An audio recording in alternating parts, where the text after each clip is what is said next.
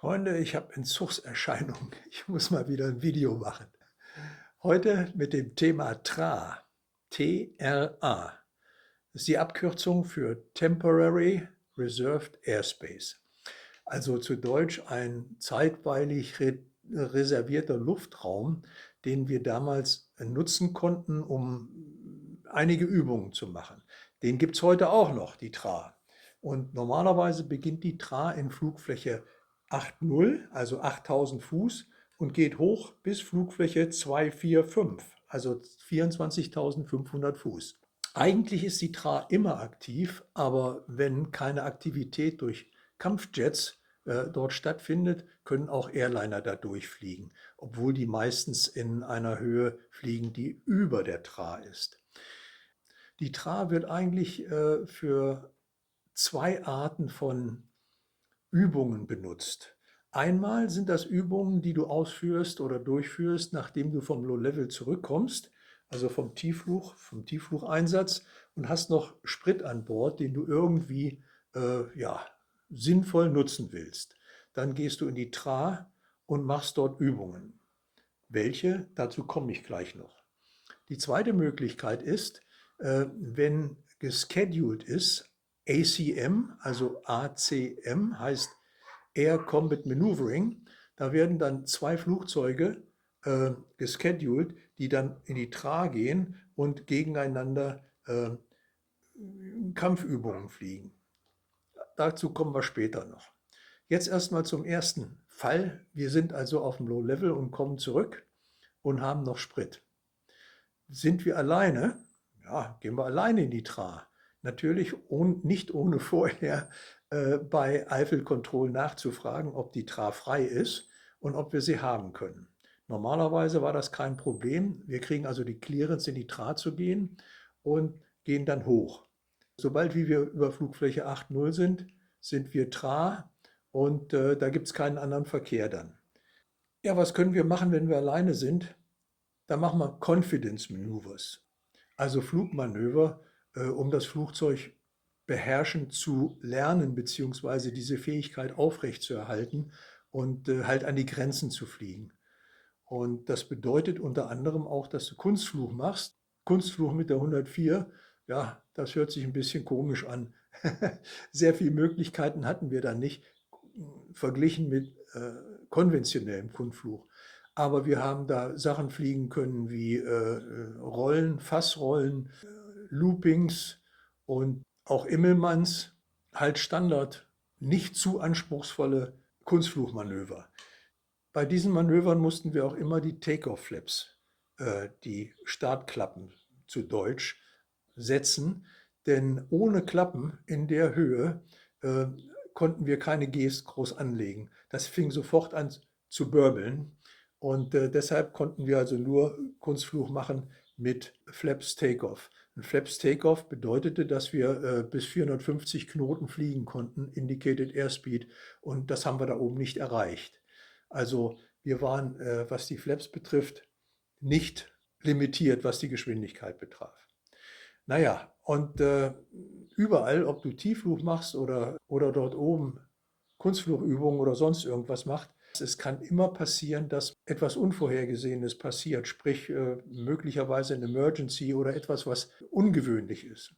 In diesem Falle, Leute, keep calm. Und keep calm bedeutet maintain aircraft control, analyze the situation and take proper action und land as soon as practicable. Das ist die Procedure, die wir anwenden, immer dann, wenn irgendetwas Unvorhergesehenes passiert. Ja, wenn wir das richtig machen, dann kommen wir hier zu diesem Teil nicht mehr. Gut, jetzt sind wir wieder in der TRA und wir sagen zum Beispiel, und das ist etwas, was ich euch gerne erzählen möchte, was die Kunstflugmanöver betrifft, der Looping. Wir starten einen Looping mit 400 Knoten Takeoff-Flaps. Also du fängst an von einem Levelflug in, sagen wir mal, Flugfläche 100, hast 400 Knoten und dann feedest du die Gs rein. Und zwar genau 4 Gs auf dem G-Messer. Und diese 4 Gs, die hältst du rum, immer weiter, bis du die 4 Gs aufgrund der geringer werdenden Geschwindigkeit nicht mehr halten kannst und dann fliegst du AOA, Angle of Attack. Und wenn ich mich richtig erinnere, war das 17. Also du hältst dann Angle of Attack 17 und fliegst weiter mit 17 Angle of Attack und dann geht es irgendwann auf der anderen Seite wieder runter. Und dann nimmt die Geschwindigkeit zu und wenn die Geschwindigkeit zunimmt, hast du natürlich auch mehr Möglichkeiten, Gs zu ziehen. Du gehst also wieder von Angle of Attack 17 auf 4 Gs und kommst dann schließlich unten an, hopefully wieder, wenn du es richtig gemacht hast, in Flugfläche 100, also in 10.000 Fuß, wo du auch angefangen hast. Für dieses Manöver brauchen wir 10.000 Fuß. Wenn wir das gleiche Manöver mit Nachbrenner fliegen, die Procedures hier rundherum, die sind alle gleich. Aber durch den vermehrten Schub können wir natürlich auch zu Beginn mehr Gs ziehen und auch da oben die 17 halten, brauchen wir nicht so lange zu halten, sondern wir können wieder eher die 4 Gs einfeeden, wenn wir da runterkommen auf der anderen Seite. Und das bedeutet, dass wir jetzt nur noch 8.000 Fuß brauchen für den Looping. Also so Kurvenfliegen und Loopings und so weiter, das war nicht so das Ding für die 104, aber wir haben es gerne gemacht, weil es war sportlich. Ja, das ist die eine Sache, die wir da oben gemacht haben, wenn wir alleine waren. Wenn wir zu zweit oder zu dritt waren, dann haben wir Formation Exercises geflogen. Also haben wir Formationsflug geübt. Was heißt das? Ihr kennt doch alle die Kunstflugstaffeln, Red Arrows, Blue Angels und wie sie alle heißen. Unglaublich gut und präzise fliegen die, aber wir können es auch. Allerdings fliegen wir nicht wie die so spektakulär. Die fliegen mit überlappenden Wings, Overlapping Wings. Das heißt, die sind zum Teil sogar unter dem anderen Flugzeug mit den Tragflächen. Und wenn da etwas schief geht, kann man sich sehr schnell treffen. Solche engen Manöver fliegen wir nicht. Wir haben die sogenannte Close Formation, wo wir immerhin ziemlich nah dran sind, aber halt nicht Overlapping. Und wir gehen so bei den Formation-Übungen auch auf 3, 4 Gs. Und das ist dann schon ganz schön sportlich, wenn man da oben mit 3 Gs an der Wing oder 4 Gs an der Wing vom Leader hängen muss und die Position halten soll. Das ist auch sportlich. Unsere Kunstflugstaffeln, die gehen auf maximal 3 Gs. Alles, was über 3 Gs ist, die du ziehst und bist an der Tragfläche, da wird es dann tatsächlich rough. Bist du dauernd am Korrigieren. Während wenn die Gs nicht stark anliegen, dann ist das relativ sanft. Dann brauchst du nicht viel zu tun.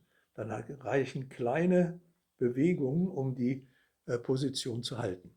Ja, und dann kommen dann natürlich auch Lead Changes hinzu, wo man also die Führung wechselt, dass ein anderer mal die Führung übernimmt, dass jeder mal das Vergnügen hat, mit 3 oder 4 Gs an der Tragfläche zu hängen. Dann üben wir, wenn wir zu zweit sind, zum Beispiel Cross-Unders. Das ist auch eine nette Übung, wo also der Wingman erstmal zurückfällt und runtergeht, um eine Nose-Tail-Clearance zu haben. Und dann geht er mit Nose-Tail-Clearance auf die andere Seite und schiebt sich dann wieder in die entsprechende Close Formation Position rein. Ja, habe ich was vergessen? Eigentlich nicht. Ich hoffe, das war interessant für euch. Wir sehen uns demnächst wieder. Wenn euch das interessiert, würde ich mich freuen, wenn ihr hier bleibt. Danke fürs Zuschauen und bis zum nächsten Mal.